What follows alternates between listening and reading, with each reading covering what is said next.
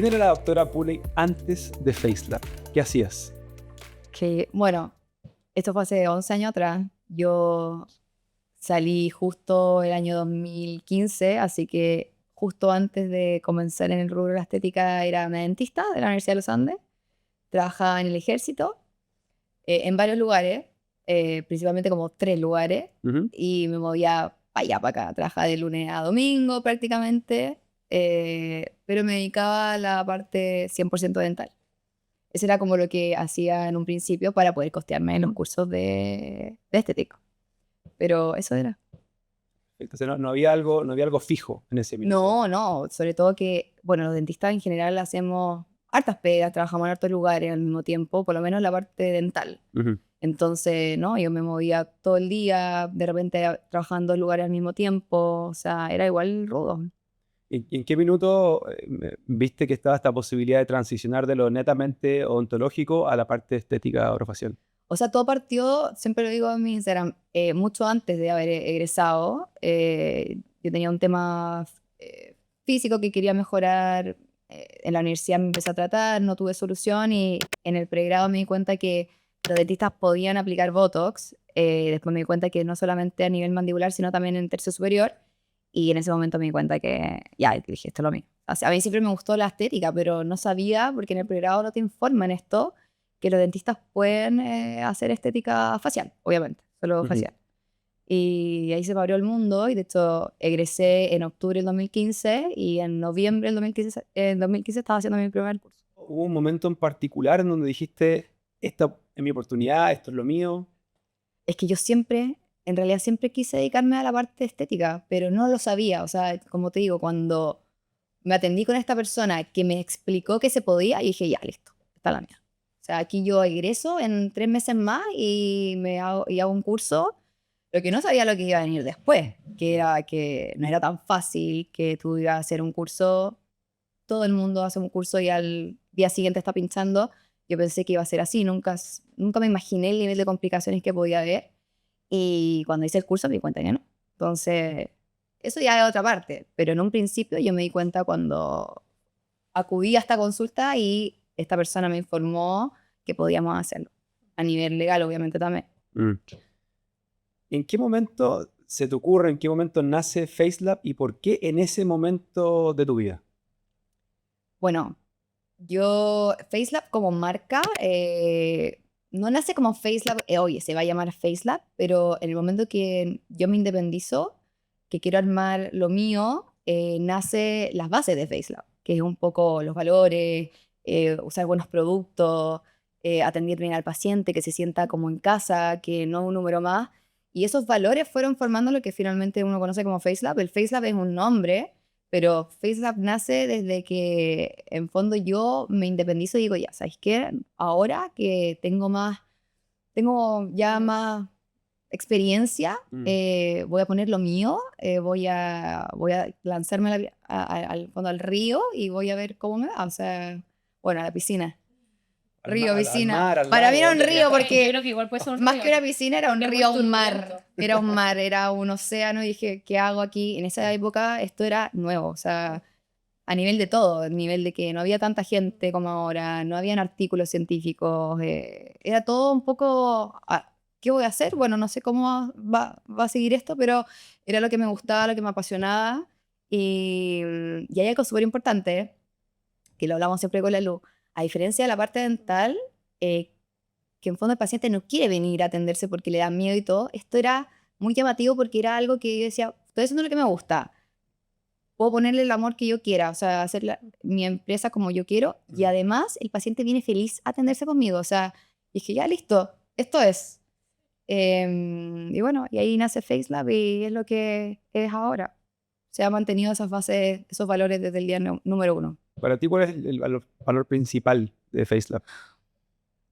Yo creo que principalmente el atender al paciente como que fuera tu mamá, tu papá, tu hermana, o sea, esa ética que nunca ha cambiado, siempre ha sido la misma, el siempre hacer las cosas bien desde el día número uno, entendiendo que hay cosas que pueden pasar, siempre hay complicaciones, pero sabiendo desde tu alma que siempre lo hiciste cuidando al paciente, o sea, desde el día número uno que entró hasta que obviamente haces el tratamiento incluso después.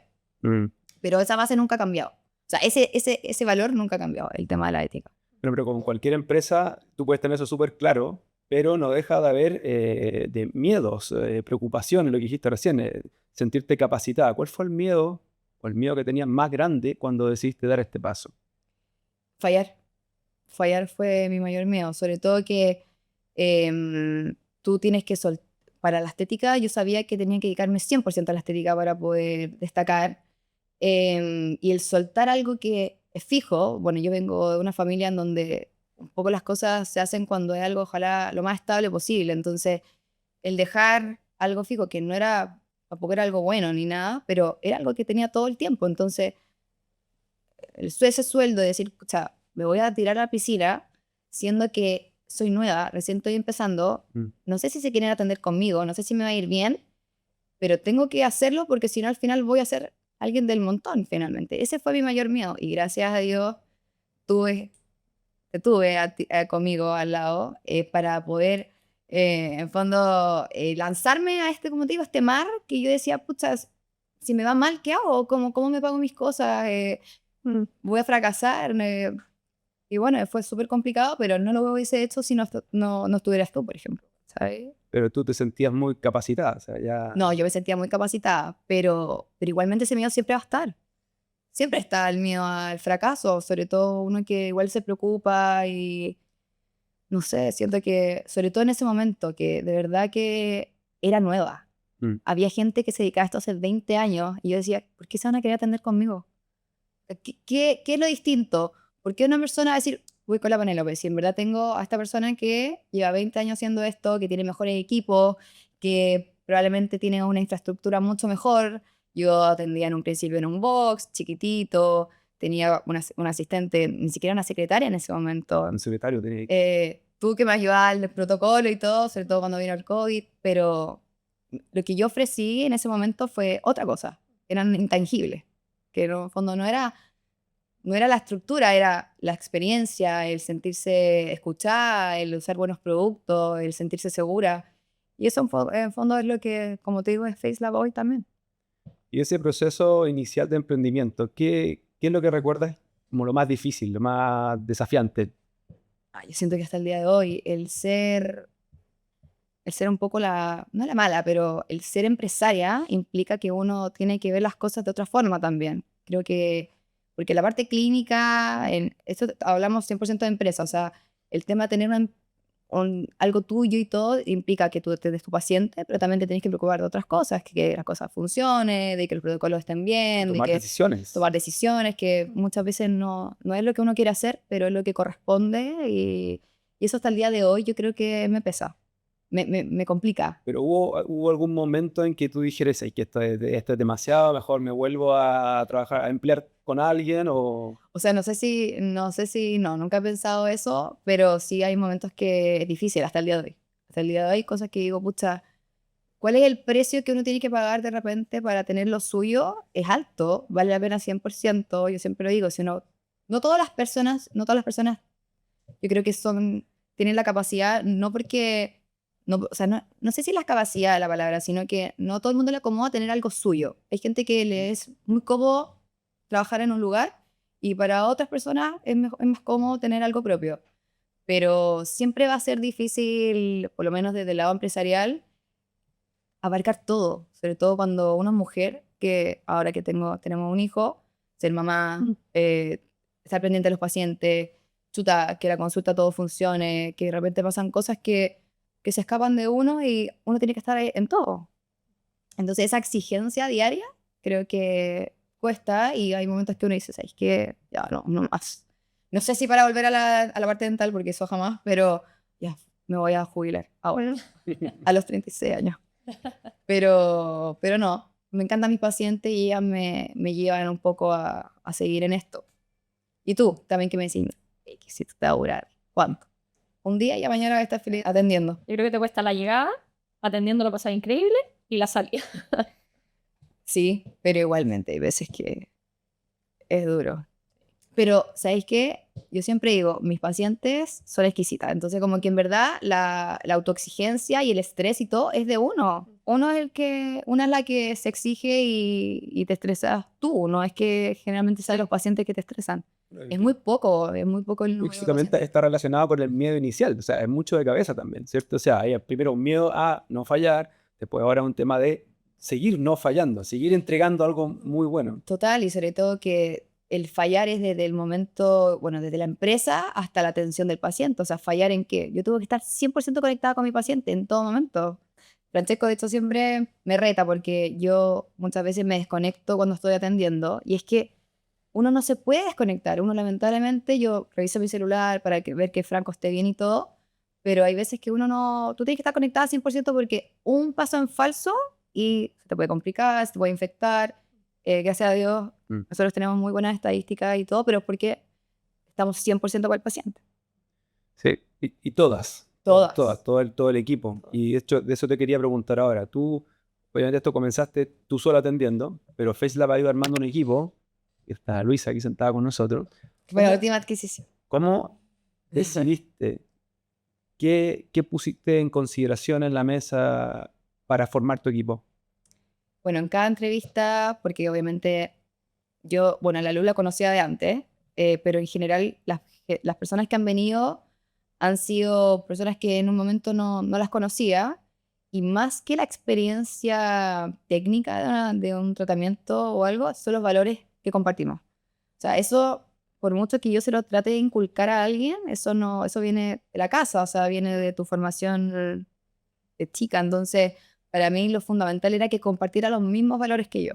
Lo demás era hacer curso y capacitarse, pero si no, si no pensaban lo mismo que yo, creían en lo mismo que yo, bueno, por eso hay gente que ha entrado y ha salido, porque no hemos tenido los mismos valores. ¿Y cuál sería ese valor no negociable para ti?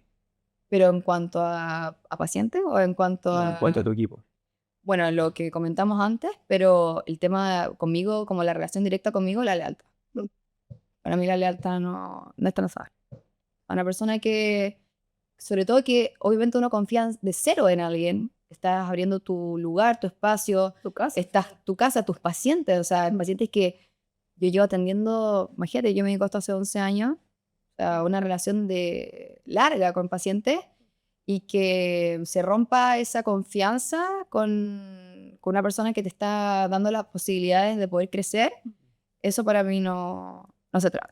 Sí, yo te diría, complementaría que va de la mano, pero es la integridad. Yo creo que también cada una de las personas que hoy día están en el equipo a ti te da la tranquilidad de que lo van a hacer, como tú también Sí. querrías que se atendiera un paciente en cuanto De a la hecho, información, el tratamiento. nos vamos de viaje de repente y yo me quedo tranquila que tengo el mejor equipo, que van a hacer las cosas igual que yo, que van a tratar a las personas, a mis pacientes, con el mismo cariño. O sea, esa tranquilidad es impagable. Porque no se da usualmente. Esto es algo muy raro. Es muy raro tener un equipo así. Sí, sí, no, y aparte, bueno, y es un proceso también. Sí. Y en ese proceso uno aprende, uno se equivoca. ¿Tú cuál dirías que es el error que mirando para atrás dices, aquí me caí? O sea, ¿cuál es el error Qué polémica las preguntas. tan político? El confiar. En confiar más de lo que tal vez debería. Pero está mal confiar. No he dejado de confiar, pero obviamente uno llega a un punto en donde vas aprendiendo y vas afinando un poquitito el sensor y dejas de cometer errores chiquititos, pero para que no te afecte tanto.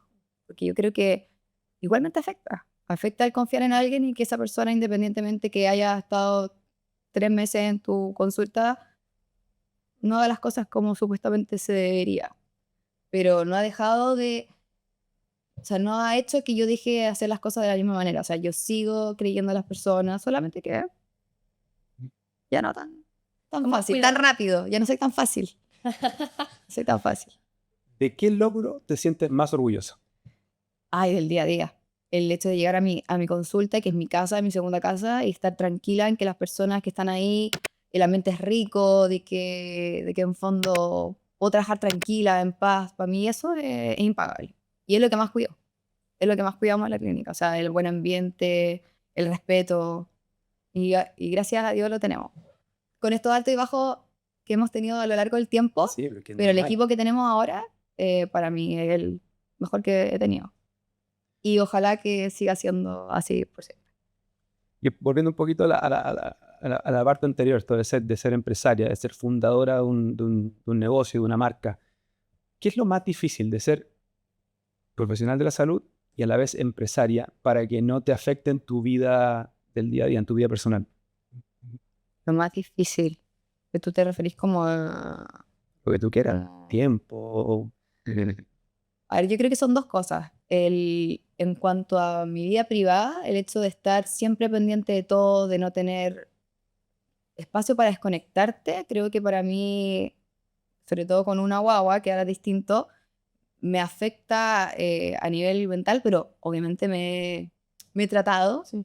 con mi psicoterapia y todo, porque es algo que uno tiene que hacer, no lamentablemente, pero uno tiene que pensar que eso es algo que tienes que hacer siempre si atiendes pacientes y el nivel de exigencia que tenemos.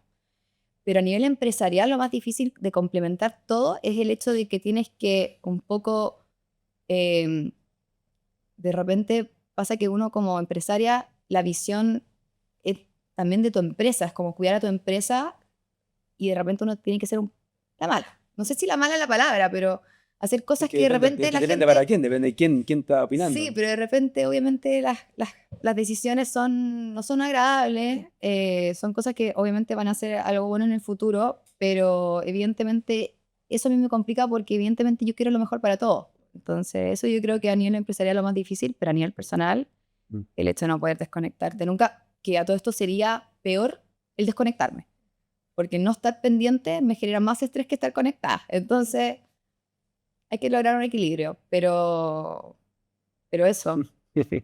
Siempre digo, me encantaría hacer una pega, haber estudiado algo que no hubiese requerido ese nivel de exigencia, pero Claro. no sé si existe tampoco.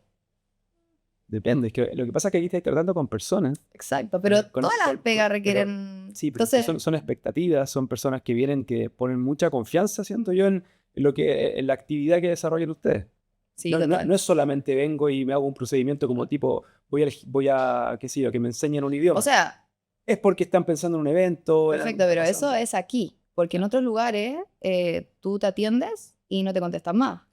Pero por Por eso eso te te digo, digo, o sea, que tiene que ver mucho con eso, con la cabeza. O sea, lo de no fallar, lo de autoexigirse, por ahí va un poco el sello de FaceLab. total. O sea, el cuidado hacia el paciente no es desde el momento que llegó hasta que se fue y listo, chao. Acá es la continuidad de tu tratamiento. O sea, yo siempre digo, el día que deje de preocuparme al nivel que me preocupo a mis pacientes, yo no me voy a dedicar a esto. O sea, porque ahí automáticamente se pierde el sello de FaceLab, que es esta preocupación. De repente uno dice como, por ejemplo, oye, te puedes moretear, te puedes inflamar y todo. Pero el hecho de que el paciente se inflame, se moretee, está dentro de las cosas que pueden pasar. Pero eso no quita que a ti no te preocupe o que tú no seas empática con ese paciente que se te inflamó. Y uno está ahí pendiente, oye, ¿estás bien? Tranquila, que esto es normal, conteniendo a este paciente. Mucha gente no lo hace, no te contesta porque están de vacaciones, porque es fin de semana, porque están con su guagua. Aquí no, acá nosotros estamos 100% ahí para el paciente y ellos también lo valoran mucho. ¿Estás de acuerdo, Luisa? ¿Qué es lo que no se ve generalmente de fuera que hay en FaceLab? O sea, yo creo que lo que dice la PEC igual es que nosotros salimos de la consulta, pero seguimos trabajando hasta nuestra casa. O sea, nosotros nos vamos a acordar de, pucha, sí, mira, ¿sabes que esta paciente le dolió un poco acá? O creo que le iba a quedar un moretón ahí. Uno le escribe, oye, ¿cómo va ahí con el moretón? ¿Cómo te quedó? Porque esa preocupación sigue. En el fondo, lo que dice la PEC, nosotros no es un paciente que entra, sale, se va, nos olvidamos. En el fondo, nosotros estamos ahí, le vamos a decir, escríbenos cuando quieras. Obvio. Si tienes cualquier duda, si me quieres mandar 20 fotos de tu moretón, mándame 20 fotos y yo las veo y te digo, está todo ok, ¿cachai? Porque finalmente yo siento que lo que se puede imaginar al paciente, si es que uno no le contesta, es 1000 veces peor de lo que realmente Obvio. puede ser, ¿cachai? Porque puede ser un moretón, que nosotros llegamos, lo vemos y decimos moretón, pero él o ella se puede estar imaginando una película. No, aparte que nosotros vemos monitores todos los días, pero los pacientes, esto es su primer procedimiento probablemente. Entonces, el hecho de inflamarte, bueno, un relleno de labios sabemos que se inflaman, Por los hilos. y tú decís, pucha, ¿qué me está pasando? ¿Me está dando una reacción alérgica o algo? O sea, ahí uno tiene que entrar en este papel de contener al paciente. Sí, porque Gracias si a no- Dios nosotros siempre explicamos todo, pero igualmente... O sea, nosotros igual nos ponemos el parche ante la herida, hay algunos dichos muy chistosos en la clínica para explicar los tratamientos. Sí, pero no lo vamos a hablar. No, acá no. Eso queda entre las 4 paredes de FaceLab. Eso lo conoce el paciente cuando viene. Está bien. Jamás. Pero son, ojo que son dichos de pacientes reales. Sí. Y ahí uno lo... Sí. Frases.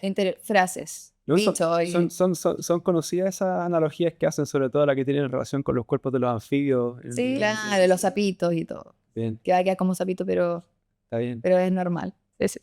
Se tira el agua sola. Oye, ¿hacia dónde va FaceLab? ¿Qué es lo que viene este año de aquí para adelante? ¿Se puede decir? ¿Eh? ¿Se puede decir? ¿Se puede decir? Sí, se puede decir. Confidencial. No, Sí se puede decir. nosotros siempre aspiramos a más, estamos en constante movimiento, no nos quedamos estancados, de hecho siempre estamos invirtiendo más y más porque, bueno, siempre hemos sido así, es la idea, y también es un sello de FaceLab. Y queremos que obviamente esto ya escale, no te digo del número de sedes y esas cosas porque no me interesa, pero me gustaría que la marca sea más de lujo, como algo más de mejor calidad para nuestros pacientes, su experiencia más personalizado aún. Obviamente hay cosas que ya están, la calidad de los productos siempre ha sido la máxima y todo, pero de repente algo más como para regalonear a nuestros pacientes actuales y los que están por venir. Muy bien, bien. Si una mujer decidiera hoy día emprender en el mundo de la medicina, de la estética, de la salud, ¿qué le dirías? ¿Un consejo? Ujú. Que no se comparen. Para mí ojalá alguien me hubiese dicho eso en su momento. Yo siempre lo tenía claro, pero es difícil en este rubro porque un poco tú ves que la gente va avanzando de repente más rápido y dices, pucha, voy a llegar tarde, mejor me rindo y dejo las cosas hasta cagar. Pero mi papá siempre me decía que todos los caminos llegan a Roma, unos son más largos, otros son más cortos. Uno de repente se pierde en el camino y se demora, pero finalmente vas a llegar y bueno, lo importante es llegar bien. A mí me pasaba que muchas veces me comparaba con otra persona y decía, pucha, ella hizo el mismo curso que yo, está pinchando desde el día siguiente, tiene pacientes, ahora está comprando máquinas y todo, y yo todavía no pincho ningún paciente. O sea, ¿qué se va a querer atender conmigo? Cero posibilidad. Y hoy en día esa persona probablemente ya no está ejerciendo, algo le pasó y reculó, o sea, ya no quiso seguir. Y bueno, eso, yo creo que no compararse. Es difícil, pero hay que mantenerse en su camino, como los caballitos de las carreras, sin mirar hacia el lado. Muy bien. ¿Y tú, Luis? Yo creo que es súper importante también saber que muchas veces se ve muy fácil, pero no es tan fácil. O sea, es súper como maravilloso pensar que con un curso vas a poder llegar y pinchar, pero finalmente yo creo que la gente que se va un poco por ese camino, como dice la Pequi, se empiezan a dar cuenta que, pucha, que no era tan fácil, porque cuando les pasa algo, no sé qué hacer, que hay muchas cosas que les quedan grandes, entonces mucha gente, como la Pequi dice, se tira a la piscina, empieza a pinchar, y pucha, yo creo que mucha gente se arrepiente después porque se da cuenta que había muchas limitaciones que ellos no estaban preparados. Hay para gente que se da sobrellevar. cuenta eso antes y como que dice, ya hice este curso y en verdad no. Y eso habla muy bien de esas personas porque a mí también me pasó, pero la idea es que si te gustó, sigue. No le tengas miedo a eso, sino que se puede, con el conocimiento uno puede aprender a manejar estas cosas. Pero hay gente que no tiene esa capacidad y hace, y entre tú más haces, más probabilidad tienes que te pasen cosas. Y por eso estamos viendo hoy en día este boom de complicaciones en la clínica y a nivel, obviamente, mundial. Porque hay gente que, aparte, ¿sabéis qué pasa? Que los pacientes generalmente que se complican no vuelven al lugar donde se complican. Ahí está también el tema del manejo de ese paciente, pero van a otros lugares. Entonces tampoco saben que les pasó algo muchas veces. O si saben, como no saben manejar las complicaciones, no les contestan, los bloquean. Entonces, si no te vayas a capacitar bien y no vas a entender que esto es algo serio, mejor no dedicarse a la estética. ¿Falta criterio de los profesionales de la estética? Totalmente. ¿Falta tacto? ¿Falta una parte humana? Sí. Eso es lo que yo creo que te diría que más falta. Y en todos los sentidos. Desde que... Porque imagínate que viene una paciente que tiene un complejo, que piensa que probablemente esto nadie lo nota, que solamente lo nota ella. Tal vez es algo visible y sí se nota, pero es algo que ella todavía no sabe. Viene a un lugar, elige a una persona por Instagram, por recomendación, lo que sea. Le confía esto a una persona que no conoce. O sea, imagínate el nivel de confianza para ir a un lugar donde tú no sabes de esa persona y le confías tu mayor miedo, que es algo físico, pero pasa. Y esa persona te dice, no tiene solución, estás deforme, ¿qué pasa? Y nos pasa mucho. Imagínate para esa persona. Entonces, ¿cómo tú no tienes el tacto para poder contener a esta paciente y decir, ¿sabes qué? Te voy a ayudar, o ¿sabes que esto se escapa de mis capacidades? Te voy a derivar a otra persona. O sea, esa empatía hoy en día no existe. Y por otro lado, también pasa que cuando hay cosas que tú dices, ¿sabes que esto está fuera de lo que yo puedo hacer? Te voy a derivar. Tú estás cuidando a este paciente y esa empatía tampoco existe tanto porque tú dices, pucha, voy a dejar de ganar si derivo a esta paciente. Mejor se la hago yo. Entonces, en vez de derivarlo a un cirujano, le pongo 10 ml. Sí, pareciera que es un rubro donde hay una línea muy fina entre lo que parece superficial y lo que es, al contrario, muy profundo, que tiene que ver con la parte psicológica de la razón de por que qué esto parte un está tratamiento. ligado 100%, o sea, lo físico está ligado a lo psicológico. O sea, un No, paciente por eso, que... la línea fina va en el profesional. claro. En sí lo logra atender ese motivo profundo del tratamiento, ¿cierto? Lo que genera una consulta inicialmente, versus lo otro que tiene que ver a veces con ganar plata y generar un problema aún mayor incluso. Es que es súper tentador, po. Imagínate, viene una paciente que te dice, hago lo que sea y te pago, y tú dices, pucha, esta paciente quiere un relleno de ojeras, pero no hay que hacérselo, o sea, no está indicado, pero me va a pagar. Y yo, esto es un trabajo, o sea, esto es nuestro trabajo, nosotros pagamos nuestras cuentas con esta plata. Entonces, evidentemente, tú dices, pucha, si yo la derivo a otra cosa, o le digo que yo le puedo hacer algo, pero no eso, y tengo que cobrarle 3 veces lo que ella pensaba que era, se va a ir. Entonces, evidentemente se lo voy a hacer. Si ella me lo pidió y firmó, ¿cachai? Firmó el consentimiento de que cualquier cosa, ella tenía la responsabilidad. Eso es súper tentador, pero finalmente es una ganancia a corto plazo, porque a largo plazo, esa paciente que se fue con un relleno de ojera y que le quedó mal, oye, todo el mundo va a decir, ¿qué le puso esto? La doctora Puller, ¿cachai? Entonces, es una pérdida temprana, pero a la larga es una ganancia 100%. Y generalmente los pacientes lo agradecen. Te dicen, oye, doctora, gracias. A mí había ido a 3 lugares y me habían dicho que esta era la única solución que tenía. Yo creo que también se da mucho que mucha gente se agarra a eso, finalmente muchos doctores, esa confianza que tiene el paciente en ti, que es como, me voy a hacer lo que tú me digas. Claro.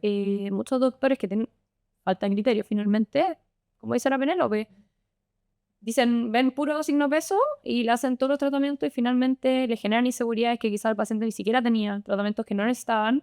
Y al final nosotros somos muy de decirle a los pacientes, como tú no necesitas esto, y te insisten y nosotros le decimos, pucha, lo más probable es que si tú vas a otra parte, te lo van a hacer, pero es falta de ¿Qué pasa? Para cerrar este primer capítulo, ¿tú dirías que los pacientes son tu mejor marketing? Sí. Para mí, acá yo no soy experta en marketing ni nada, pero a mí lo que más me ha funcionado, mi mejor marketing, es el boca a boca.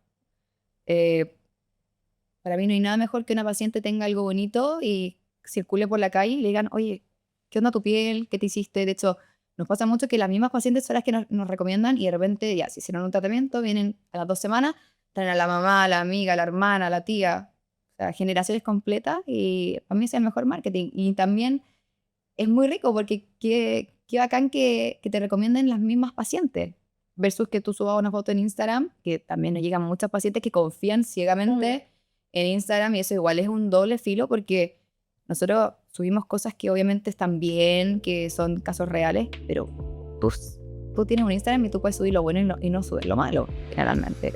O subes un caso de otra persona, o está truqueado, o photoshopeado. Entonces, evidentemente, es un arma de doble filo, pero para mí el tema del Instagram también es un apoyo porque te va un poco filtrando también los pacientes.